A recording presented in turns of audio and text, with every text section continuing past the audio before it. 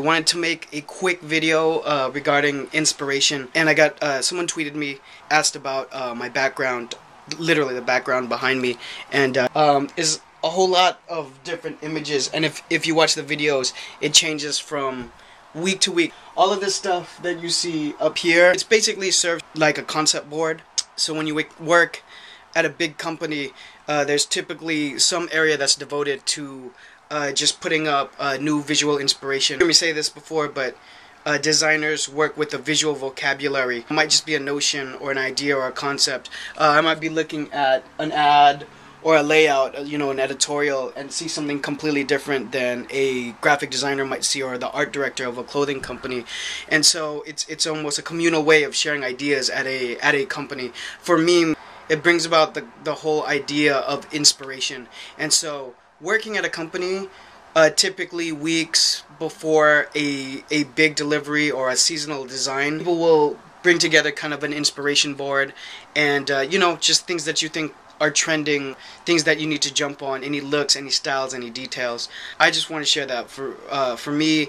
Ever since I got into apparel design in the late 90s, my experience in a mall per se, or a boutique, has completely changed. If you know me personally, or if you've hung out with me, you know I'm like neurotic about that stuff. I pick up details that no one would ever really think about. What I mean by that is, when I'm chilling, like just hanging out, I still am on design mode, where I am watching really carefully about what people are wearing, how they're wearing it. I walk into a shop, unless I'm there specifically to shop, my default mode is, when I walk in 2 steps, 3 steps, I'm looking at the layout, I'm looking at the merchandising, I'm thinking of their strategy for merchandising and how they did it, what brands are placed up front, what brands are placed in the peripheral view. That's something that's innate to me now.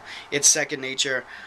So I'm constantly on the lookout for styling. Inspiration for me is an ongoing thing, like it happens, so that when I have to sit down and spit out a design or approach a project, whether that's designing one piece, a collection, a category, or if I'm doing something different like a film project, like helping with a music video, styling, any of those kind of things, I draw from that. But I just want to point out that for me it never stops. It's an ongoing conversation in my head. To add to that, like sometimes I'll get interviewed and get asked about what's hot or what's in right now, or labels that I like, and you know, I appreciate a lot of labels, but I never came into the game because I loved a certain label. I was never kind of a label whore. It's more of a artistic approach towards